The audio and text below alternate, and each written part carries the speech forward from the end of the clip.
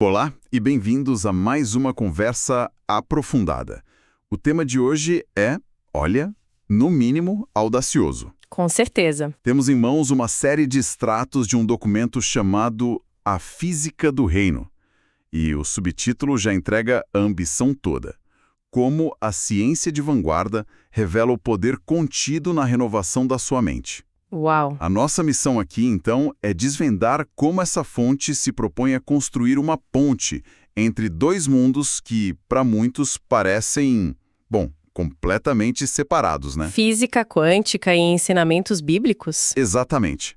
Ok, vamos mergulhar nisso. É uma proposta e tanto, sem dúvida. O que me chama a atenção, de cara, é essa tentativa de usar a linguagem da ciência, sabe? Da lógica, de causa e efeito, para explicar um processo que tradicionalmente pertence ao domínio da fé, da espiritualidade. Sim, é uma abordagem bem diferente. E o argumento é construído de forma muito metódica, quase como uma prova matemática, assim.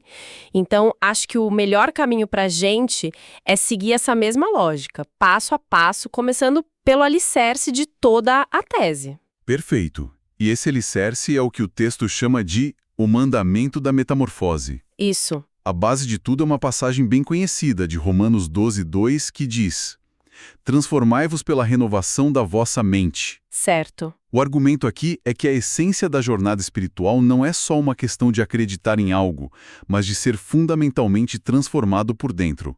O objetivo, como o texto descreve, é emergir como alguém santo, puro e verdadeiro. Exato. Mas é justamente aí que o documento introduz o primeiro problema, que ele chama de a lacuna no conhecimento. A lacuna no conhecimento? O que seria isso? Então, a lógica apresentada era a seguinte, né? O mandamento é claro, o ok está dado, que é o transformai-vos. Certo. Mas a instrução prática, o como fazer isso no dia a dia, isso, segundo o texto, raramente é ensinado de uma forma que se possa aplicar. Fica um vácuo mesmo entre a ordem e a execução. Entendi. Então o problema não é a falta do mandamento, mas a falta de um manual de instruções prático. Exato. A promessa existe, mas a ferramenta para alcançá-la estaria faltando. É uma crítica sutil, mas bem forte a forma como esse conceito é abordado, né? Precisamente. E o texto coloca isso de uma forma bem direta. Sem o como, a transformação permanece apenas uma promessa distante. Um potencial não realizado. Isso cria uma tensão. Totalmente. Uma pergunta que paira no ar e que o resto do material se propõe a responder. E essa busca pelo como abre a porta para a parte, eu diria, mais fascinante e talvez controversa do argumento. Mas antes de chegar na física, o texto usa uma analogia para preparar o terreno. E aqui é onde a coisa começa a ficar provocadora. Para responder a esse como, o documento apresenta a analogia do veículo da sua jornada. Isso. E já começa com uma pergunta que chacoalha o status quo. Apenas ler a Bíblia é suficiente? É uma pergunta forte. Uau, comparar a leitura da Bíblia a um Fusca 66 é uma provocação e tanto. A fonte não tem medo de mexer com umas ideias bem estabelecidas. O que ela quer dizer com isso é que a abordagem tradicional é ineficiente. Exatamente essa é a provocação. E a resposta que o texto dá é genial, porque ela não invalida a prática. Diz assim: sim, é suficiente, assim como um Fusca 66 pode percorrer 100 quilômetros. Ok, justo. Ninguém pode dizer que o Fusca não te leva ao destino. Mas aí vem o contraponto, que é o centro da ideia.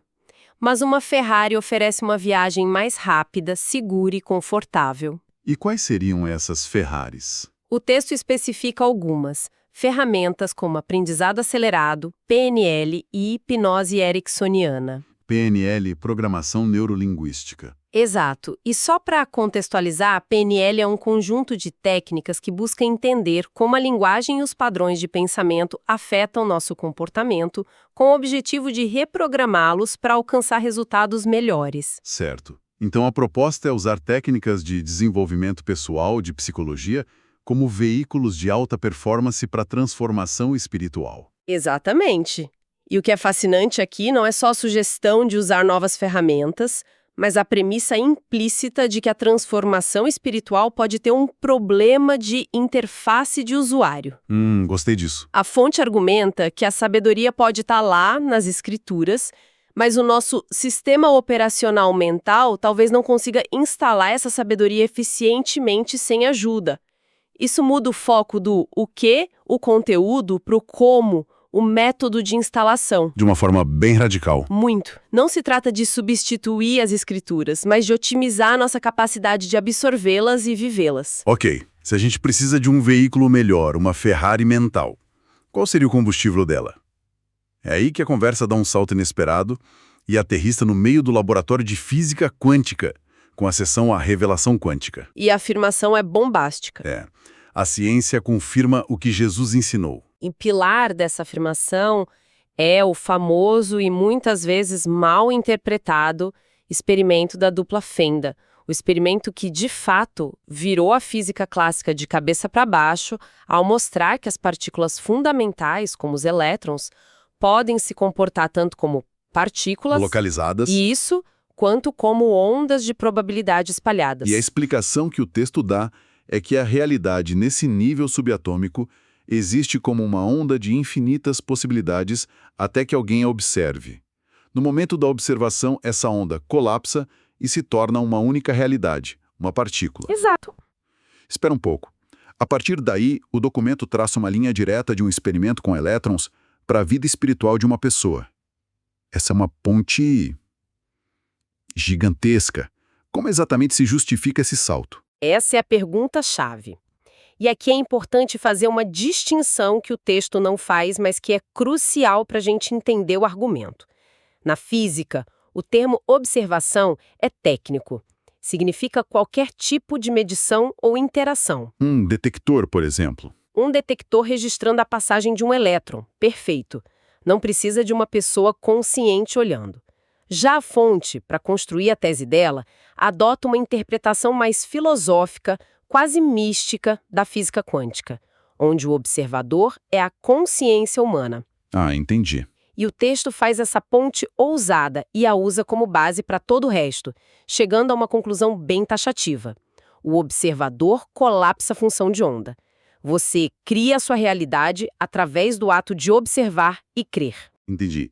Então, dentro da lógica do documento, a nossa consciência e as nossas crenças são a força que transforma possibilidades infinitas em realidade concreta. É uma ideia poderosa, mesmo que a base científica seja uma interpretação específica e não um consenso, né? Exatamente. E a implicação dentro desse modelo é profunda. Crer e observar não são atos passivos de registrar o que já existe. São forças ativas que participam da criação da realidade. E é essa ideia que serve de motor para a próxima sessão. Que é onde a teoria quântica é aplicada diretamente a uma prática espiritual. Que é a física da oração de fé. A conexão fica ainda mais explícita. O texto usa como base a passagem de Marcos 11:24. Tudo o que pedirdes em oração, crede que já recebestes no tempo passado e tê-lo-eis no tempo futuro. A análise se concentra totalmente nesses tempos verbais. Totalmente. Sim, a estrutura gramatical da passagem é o ponto central. O argumento propõe uma dualidade que espelha o experimento quântico. De um lado, temos a onda, que representa o potencial infinito. Ok. Isso corresponde à primeira parte da frase, crede que já recebestes. Segundo essa interpretação, essa é a realidade espiritual. A promessa de Deus que já está consumada já existe como uma onda de possibilidade no reino espiritual. O texto chega a dizer, você já é uma nova criatura na dimensão da onda. Exato. E do outro lado, a partícula, que seria a manifestação física, concreta. Exato. A partícula corresponde à segunda parte, e tê-lo-eis. É o colapso da função de onda, a manifestação da promessa na sua realidade tangível. Então a fé é o próprio ato do observador? É isso. A fé, neste modelo, é o ato de observar a realidade espiritual, a onda com tanta convicção e certeza que ela é forçada a colapsar e se tornar a realidade física, a partícula. A dinâmica temporal da passagem é usada para reforçar isso. Você primeiro acredita que já recebeu no passado e, como consequência, você terá no futuro. É uma reinterpretação fascinante. Transforma a oração de um pedido passivo em um ato ativo de cocriação. Totalmente. A partir daí, o material mergulha em como a nossa mente opera, como essa observação de fato acontece. Ele introduz duas peças nesse quebra-cabeça, o portal da realidade e a engenharia do tempo. O que seria esse portal? A ideia do portal da realidade é que a nossa mente subconsciente funciona como um portão que pode estar aberto ou fechado. Sem o que a fonte chama de filtro correto, que seria a verdade, a palavra de Deus, esse portal fica vulnerável. Fica exposto. Exatamente. A pessoa se torna suscetível a internalizar crenças limitantes, medos, mentiras que vêm do mundo exterior.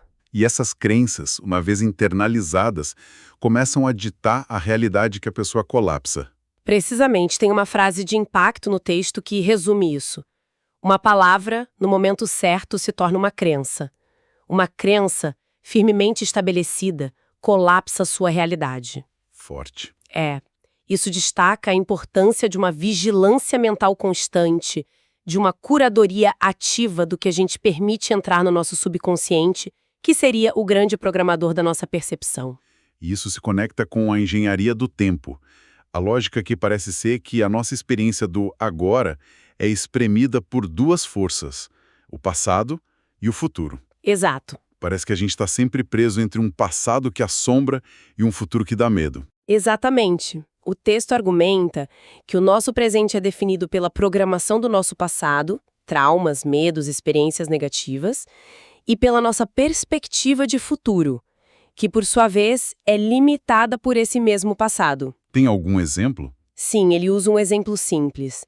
Se alguém se queimou com um ovo quente na infância, o presente dessa pessoa diante de um ovo pode ser de medo e hesitação. E se a história de vida dela foi de escassez, a imaginação dela só consegue projetar um futuro de mais escassez. É um ciclo vicioso, sabe? Sim, um ciclo. E qual a saída? Como se faz essa tal engenharia? A solução proposta é: em Cristo, podemos reprogramar a história. E o ponto crucial aqui não é mudar os fatos do que aconteceu, mas ressignificar como se interpreta e como se lembra do passado. Ah, a interpretação? Exato. A proposta é um trabalho ativo de alterar a perspectiva sobre a própria história, de perdoar, de extrair aprendizados em vez de traumas. A ideia é que, ao fazer isso, você liberta o aqui e agora da tirania da memória dolorosa. Você quebra o ciclo. O que, por sua vez, abre um leque de novas possibilidades para o futuro. Exatamente. É uma verdadeira reengenharia da percepção do tempo. Faz sentido. Para manifestar um novo futuro, é preciso parar de observar o presente através das lentes de um passado limitante. E para fechar todo esse raciocínio sobre a criação da realidade, o texto aborda a influência externa com um conceito bem visual, o princípio de Tarzan. Um nome ótimo para uma ideia que todos nós conhecemos intuitivamente, né? A analogia é simples e direta. Um humano criado por macacos age como um macaco. O meio determina quem você é. É a versão sofisticada do ditado "diga-me com quem andas e te direi quem és". Exato. Só que o texto, ele leva esse ditado a um outro patamar. Ele não o trata como um conselho de sabedoria popular, mas como uma lei de contágio energético e vibracional. Essa linguagem de energia e vibração é bem característica, né? Sim, e a conclusão prática que se tira disso é que todo o trabalho interno de renovar a mente, de reprogramar o passado e de focar na fé pode ser sabotado se o ambiente externo não estiver alinhado. Para manifestar a vida do reino, como o texto chama, seria preciso se cercar da atmosfera, da frequência e das pessoas desse reino. O ambiente e as associações são vistas como cruciais porque eles constantemente influenciam nosso campo vibracional. E, por consequência, as crenças que a gente forma. E, no final da cadeia, a realidade que colapsamos. É a peça que faltava. O trabalho é interno, mas o suporte tem que ser externo. O material, então, se encerra com o autor, Márcio Bringente, se apresentando e definindo sua missão como mostrar a verdade, o que fecha o ciclo e reforça o propósito didático de todo o documento. Exato. Ele amarra todas as pontas, apresentando esse modelo como um caminho prático para aquele como da transformação que foi levantado lá no início. Então, o que tudo isso significa? Recapitulando, a jornada proposta em A Física do Reino é essa fusão, deliberada de um mandamento bíblico com uma interpretação bem específica da física quântica. Exato. Usando ferramentas da mente como catalisadores. Isso. A ideia central é que a renovação da mente não é um processo passivo de espera, mas um processo ativo e consciente. Envolve escolher o que observar, em que crer, como reinterpretar o passado e com qual frequência se alinhar no presente. Tudo com o objetivo de transformar um potencial espiritual em uma realidade tangível. Exato. Perfeito. E essa jornada, essa tese toda, nos deixa com um pensamento final para reflexão. Vamos lá. Se a premissa fundamental da fonte estiver correta, que nossa observação consciente e nossas crenças mais profundas, de fato, colapsam uma realidade a partir de um campo de infinitas possibilidades, então a pergunta que fica não é apenas sobre o que podemos criar de bom para nós. A questão mais profunda talvez seja: qual é a nossa responsabilidade a cada momento pelas realidades que não estamos escolhendo manifestar? Pelas possibilidades de cura, de paz, de abundância, que permanecem como ondas no oceano do potencial, porque nosso foco, nossa crença, está em outro lugar.